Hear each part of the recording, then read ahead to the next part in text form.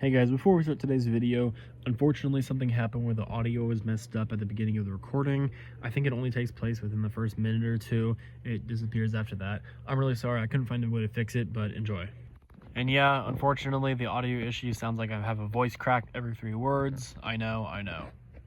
Hello guys, this is Dunal bringing you a brand new Mega Construx video. And in today's episode, we are covering Halo Heroes Series 15. This is a super infamous series, one of the really cool ones. I wouldn't say one of my favorites, but definitely a really cool one. Also, before we start out, I just wanted to show you guys this thing I got. Look at this. It's a Hot Wheels Warthog. Isn't this sick? I mean, the Ken doesn't move or anything, but I just thought I'd show you this. I don't know when else I'd ever talk about that. There's our little thing. So yeah, so Heroes 15 is a really infamous series. Because one, we're out of Infinite. We are no longer in the Infinite era. Infinite era is thankfully long gone and behind us. We're moving on to new things. This is almost the start of like the universe line, unofficially, I guess I would call it. Yeah, so I believe this came out. This was like early 2022, I want to say. I could be wrong about that though. Correct me if I am mistaken. But yeah, let's start out with our pamphlet, of course, as we always do. We tried to do, I suppose. Yeah, so we have our figures here, all their numbers, pretty standardized now. Series 15, Halo Universe. Oh, it is Halo Universe. Wow. Okay, I guess my assumption was correct. This is basically the start of the Universe line, which I'll talk about in a minute. We got instructions for everything. Mega unboxed. Rest in peace. So the Universe line, as you saw that branding there, was actually a course correction for Mega. Because people had been complaining about the fact that, every single set for a couple years there was all based on Infinite. People wanted returning to the other IPs back. Mega decided to course correct and make a specific line so that they'd have 2 lines running at the same time, one for the new game and then the second being Universe, which I think is awesome. I want diverse figures. I want figures from all the different properties. I think that's awesome. And you can really see that in this series. As you can see here, we have actually an insanely diverse series here. So we got one Halo 2 / only lore-based figure. We got one from Fireteam Raven, the arcade cabinet. We got one from Halo Wars 2. One from Shadows of Reach. And one from Halo Nightfall, the movie. So this is a crazy lineup. Lore, arcade, side game, book, movie.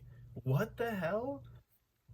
This has to be the first and it has to be the only series that only has figures based on like non-game material. There's no mainline game stuff here, which is incredibly cool. I think that's such a cool concept. Honestly, that moves the series up for me, even if I don't love the figures that much. I think the series is great just for that. Yeah, such a cool idea. So let's go through our figures here. So we have a lot of new molds, a lot of reused molds. We're gonna start off with our first figure here. Our first figure here is the Light of Helios. Now, this figure is incredibly important to Mega if you did not know. So the first thing is that this was the return of the Honor Guard mold. It had been missing for such a long time. The last time we had gotten an Honor Guard was Halo Heroes Series 3, which is like hell long ago compared to here. The fans were clamoring for a brand new Honor Guard, and especially because that figure had gone up to such an insane price. I think it was at like $150 around the time this thing came out. Gosh, $150 for an Honor Guard. Yeah, so that figure is still sought after, and so is this one, because people love this guy. And you might, if you've played the games, you might not recognize who this is. So there's kind of a long story about this. So this video is going to be probably pretty long because there's a lot of explaining to do here. So what the Light of St. Helios is in the lore, it's a specifically dedicated group of Sangheli that are both honor guards but are also guardians of Sanghelios. So they're kind of like the elite honor guards. Or I know elite honor guards, they're like the ultra honor guards, really, I should say. And these guys, believe it or not, can be seen in game. But in game, they look like this. For one brief scene, okay, so if you know your Halo 2, during the scene where the Arbiter goes back to High Charity after killing the heretics, and after the Prophet of Regret dies, you see him going up towards the chambers of the prophets, and you see elite honor guards walking away without their spears and helmets. And then that's the changing of the guard. The brutes take over the roles as the prophet's main protectors, and they get the armor, and that whole cutscene plays out. The first couple honor guards to walk past the Arbiter have white armor. It's very difficult to see. It's only in the original graphics. It's very difficult to see, but you can clearly see they do have white armor. This is actually a result of a glitch. This is not an intended feature. Now, later on, this is the more well-known example. During the mission, I believe it's just called Grave Mine, when Master Chief is going through High Charity, he goes into this room. I think it's in the mausoleum of the Arbiter, and you fight a ton of enemies. And then eventually one guy comes out, and originally he was supposed to be like either an honor guard or an elite counselor. We don't know, but the code got messed up, and that guy always shows up different. Sometimes it's so odd. Sometimes he shows up as an white honor guard with a red helmet. Sometimes like with a red helmet. The helmet's never glitched. The helmet is always red, but the armor is the thing that gets glitched. So sometimes he shows up with the red helmet. Sometimes he shows up with the counselor helmet, the elite counselor that you can see later on in the game. And then sometimes he shows up with the counselor helmet, but the top area is all weird polygon stuff because it got glitched out. So those are the three different versions you can see. It's this really weird, like, Halo, gaming legend, I suppose. But what, I don't know if it was Bungie or 343. One of them canonized those guys as a different group, calling them the Light of St. Helios. That's what these guys are specifically called. So they took this glitch, this error, and this really famous part of Halo and turned it into a new faction, really, which is so cool that especially that getting a figure. What are the chances of that? That's such a I don't know, that just seems like something someone dreamed up. Honestly, someone at Mega probably had a dream about doing this and then made it a reality, because that's so cool. Why would they ever do that? And I just think no other company would ever do something like that. Like, literally no other company would. I don't think so. And I think that's incredible. So yeah, fantastic figure here. He also uses the new hands that I talked about in the last video that Jackal used. It's pretty standard for all of them to use them now, which is the step up from the last figure, which had the tan hands. Also, this guy, he is clearly based off of the original Halo 2 because he uses the gray for both the spear and the head. He also has, don't want to break this. He also, as you can see, has black for the undersuit and black for the hands, which is pretty interesting. Yeah, so that's the Light of St. Helios, probably my favorite figure from the series. So let's talk about something really interesting. This is the stands. I always love to talk about the stands because I think they're very important to heroes, but they started a new trend that is still going to this day with this series about how they're doing stands. So during the the old stands ended with Series 9. Then Series 10 had the gold-plated ones. Then Series 11 kept, because they brought these new molds in, right, for the stands. That's what Series 10 had. The new mold of these stands, these flat ones with the 6 studs and the gold. Then Series 11 through 14 had like little theme designs, kind of random patterns, whatever. Wasn't a huge fan, but this brought in this new style, which is where you have the character's name. So this, in this case, Ramos ODST, and a symbol on the back. That is the Helljumper symbol for the ODSTs. Every single figure in this series is based on, has a symbol based on their thing now. So, for example, the lightest thing, Helios, that is a prophet symbol, I believe. I think that's the prophet symbol for the honor guards. I believe that's what that is. It's either that or like a specific Sangheli thing. And so every series going forward, so this is 15, 16, 17, and 18 all continue the trend of the symbols. I love it. I think it's great. Just thought I'd mention that because that's something people would pass over pretty easy. All right, let's get into the next figure here. This one I don't have too much to say about. This is ODST Ramos from Fireteam Raven.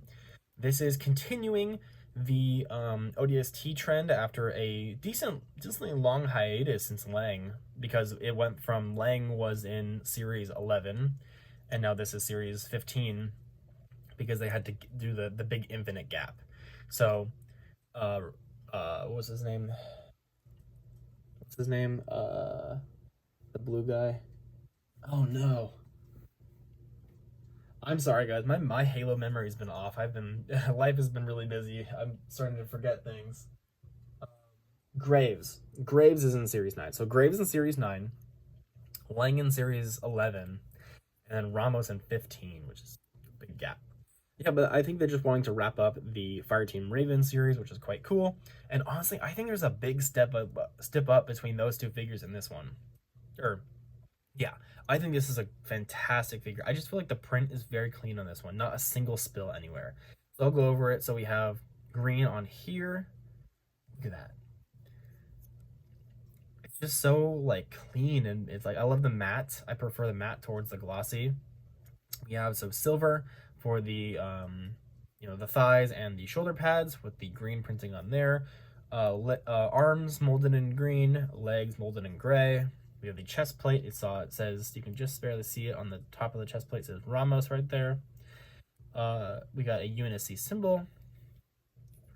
And then on the helmet, we have the green visor with the black printing on the edges and the stripes going down the back. I don't think the figure has no back printing. Let's show off his weapon. I didn't really talk about it for this guy, but so interesting about this is that this was actually the return of the gray spear for the honor guards, which is returned from the blue honor guard. He was the only one that had the gray before. I just want to mention that before I forget. So this guy comes with an assault rifle. I feel like all of the ODSTs should have come with one, but Lang comes with a pistol for some reason. Yeah. So Ramos, he has a standard assault rifle, nothing too special, but also this is exactly what it should be. Great figure. Really happy to continue going through the Fireteam Raven series. It would be really crappy if they had given up on it midway through. All right, so unfortunately, our next figure here is kind of the dud of the series. This is Decimus, using the banished symbol for his symbol on his plate. So I don't really know what happened with this figure. So this figure is almost identical to the previous Decimus, which had been in Series 4 of Heroes. He was in Series 4. Decimus is not a popular character. Decimus was only in that one side game in Halo Wars 2. He was Atriox's right-hand man, if you weren't familiar. He died in the game. He was only in the background of like 2 cutscenes and never mattered anywhere ever after that. He never had any he didn't have really any focus in the game. You fought him when he was in his mech. And yeah, I'm going to do an interesting video later on about comparing the 3 different Decimus figures we've gotten, because they're all almost identical. Like, if you took all 3 off their bases, took away their weapons, and then swapped them around in a row, and, you know, gun to my head, what's the order? I'm dying. I'm dying, dude. So I'll just go over the figure here before I do a comparison. So Decimus here, we have the same exact mold as before with the Halo Wars 2 molds. So we have the Halo Wars chest plate, the legs, the big thick legs, the thigh armor, the flat plates that Atriox uses, as well as some of the other guys, the bladed arms, we have the exposed skin for the hands. He has his own unique head mold with the beard going out, and then the top little like crew cut type deal. And like I don't know if it's a tattoo or a scar, but whatever's going on with his head. We have some red printing on the shoulders, as well as red and black on the chest. A little bit of red on the thighs. For the weapon, we have kind of looks like the Eshram's hammer, with the red printed on here, and then it's in molded, or is it molded in silver or molded in brown? I think it's molded in silver, and then brown is painted on the handle, which I really like. I like the brown printing, and a little bit of red on the hammer part. Now, let's do a comparison. Here's our comparison. I apologize if this figure is a little dusty. He just kind of sits on the shelf. So this is not comparing all 3. Like I said, that'll be in its own separate video. But this is just comparing the 2 Heroes ones we've gotten. So this is hilarious. This is them. These are our quote-unquote 2 different quote-unquote Decimus figures. So I'm trying to get the hammers out of the way. What do you think? No new molds, basically the same printing. They're almost identical. So I'll go over the differences now, in case you cannot spot them. This figure is obviously a lot darker, with all the parts, even like the legs, darker. That is not just the lighting, by the way. So darker on the legs, darker on everywhere. The red is the biggest indicator of the differences. You can see how much, like several shades darker on there. Same black printing. Actually, this one's missing the black printing on the legs, which is interesting. You see on the thighs, he has black printing next to the thigh bits. Really weird. Yeah. The heads are a little different, with almost this one having a darker print again. This one having a lighter. Yeah, it's just like a lighter print. That's it. Why do these head molds look kind of different? These head molds aren't different, are they? No, they're not. I'm tripping. Right? Am I tripping? Does this head look a little bigger?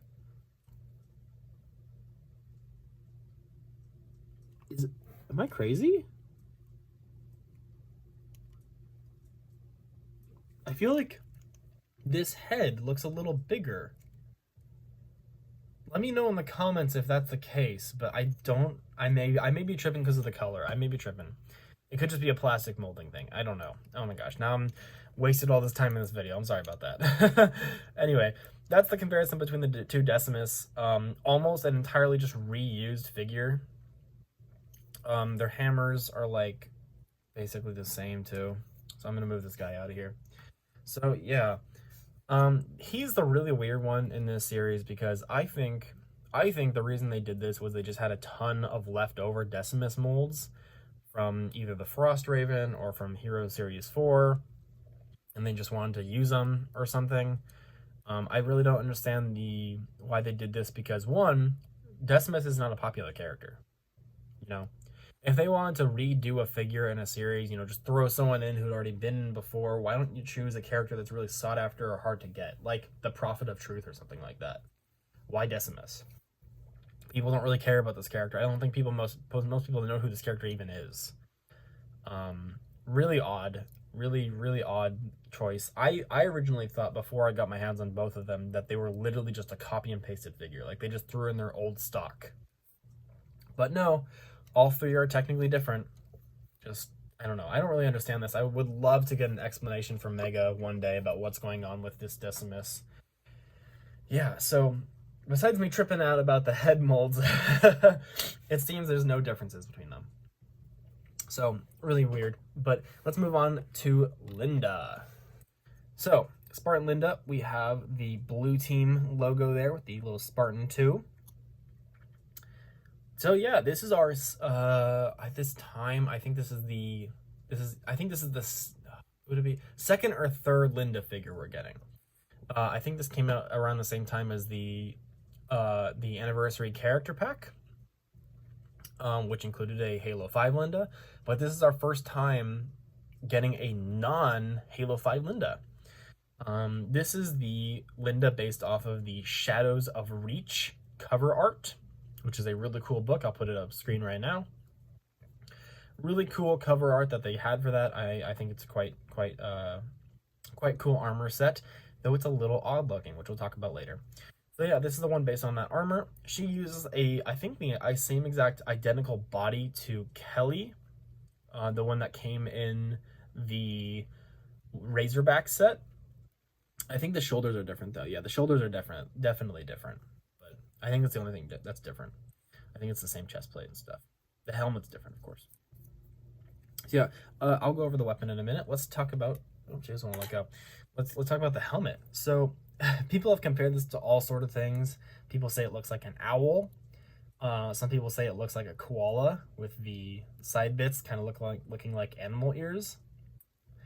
I don't know. I just like it. I think it's unique, and I just like seeing something different in Mega.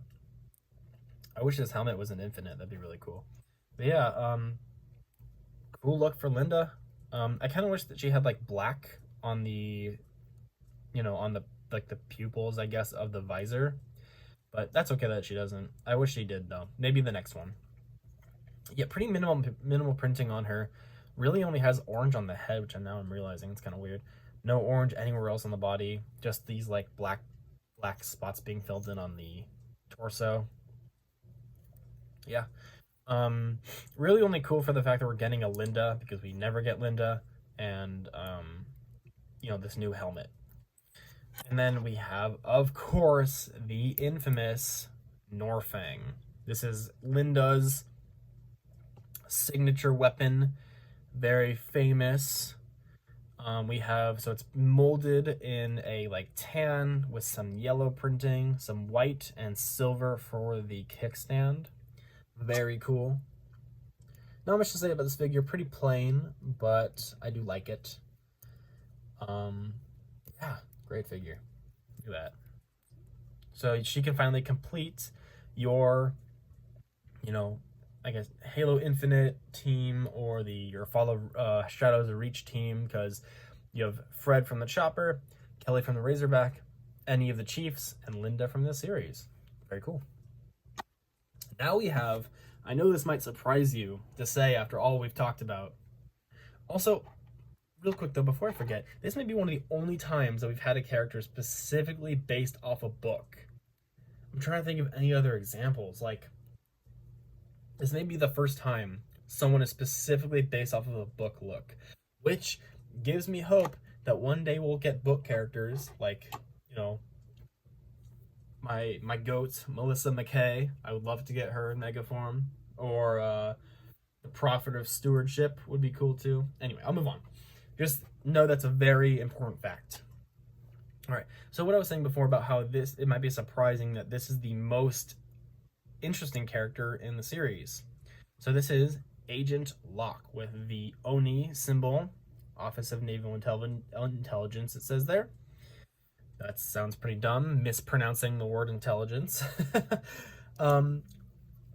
So as I mentioned before, this figure is based off of the Halo movie, Nightfall, starring Agent Locke. Um, Let me put it. I'll put his weapon in his hand. So this figure is just very odd that they would choose to make this. So if you aren't familiar with Halo Nightfall, it was a full live action movie that was made as promotion for Halo 5, introducing the character of Spartan Locke, or from Oni Locke, whatever you want to call him, Agent Locke. And I watched the movie. I watched it. I did not think it was good. I did not think. I think it kind of sucked. I don't think it has really any value. I don't think it was very interesting or very well written either. But whatever. It's kind of cool just as an introduction to Locke. So in that movie, he wears ODST armor for a mission, but he loses it or takes it off halfway through. But he keeps some of the pieces on him. So that's what they're trying to emulate here. The kind of like scrubs, fatigues look with some of the armor pieces. So I'll just go over the details now. So this figure actually uses a lot of Call of Duty parts. So Call of Duty pieces or Infinite pieces, same deal. So he uses these legs, these style legs, with the Call of Duty style of waist piece with a Call of Duty, type piece where it has these like rubber that can has. Oh gosh, that sentence was bad. That I'm trying to word this like it's the in-between piece that keeps the waist together, but it's different compared to how Halo usually does it. There we go. Jesus Christ. All right, so he has the articulated feet, just like the Infinite Marines, as I showed before. On his thigh, he also has Call of Duty legs, so he can have these little attachments. And it's molded in green, just like his armor. He has this, I think this is a reused piece as like kind of like a vest or like a combat harness. I don't know what you'd call it, but I believe this is not new for him. I believe it's been used before in Call of Duty or other lines. It's kind of like peeling up. Anyway, it's rubber, so be careful with this. It could snap. You gotta be real careful. For the chest plate, we have some dog tags, which looks incredible. I really like the red shirt and everything. I think that looks very cool. And then for the arms, we have standard, human arms and then the muscle arms, making them look pretty jacked. Look at that. Muscle arms for both arms. And then on this arm, we have a Spartan arm for the like communicator piece. I think that's just to like make it stand out more compared to using like an ODST arm, just because it makes it stand out a little more. I think that's why they chose that. I probably would have gone with the ODST piece, but looks fantastic. And then here's head. So here's my point of contention with this figure. I'm not a huge fan of this head. I think the head that they used for the original Halo Nightfall set. Yes, they've made another set, which included the cargo ship from that movie, as well as Agent Estrin and Agent Locke. And I think the head they used in that set was incredible. I thought it was perfect. I still love that head mold. I still think it's just like a perfect head representation of what the actor for Locke looks like. I don't think this looks like him as much. I think it's a much more like his skin tone's kind of off. The actor is a lot darker. And then I just don't think it looks like him compared to the other one. I don't know. Let me know if you guys disagree in the comments. I just think this head mold doesn't look as good. It's okay though. It services well from a distance. Like that's still him. That's still him. But I would have preferred if they used that original mold. I don't really know where they didn't, but whatever. Or at least just how they did it. I don't know if it's a different mold. I think it is though. That other head was very shiny. Most disappointingly though, for the weapon, we have an unpainted DMR. Nothing on here. It's just standard mold. Oops. But this might have been the introduction of the new DMR piece with the removable scope. So, this bit, it kind of looks like the Halo 5 DMR, and then you take this, you can slide it on, then it looks like the Reach one, kind of, not really. This kind of looks like the Bandit from Infinite, which is, big gun I really like, but yeah, I don't know. This is very disappointing. I wish that it would have been different. Anything, literally anything else they could have done for that. Um, so yeah, this is Agent Locke, a very odd figure. I'm honestly surprised they returned to Halo Nightfall after making that first set. Pretty interesting, I suppose, but very cool.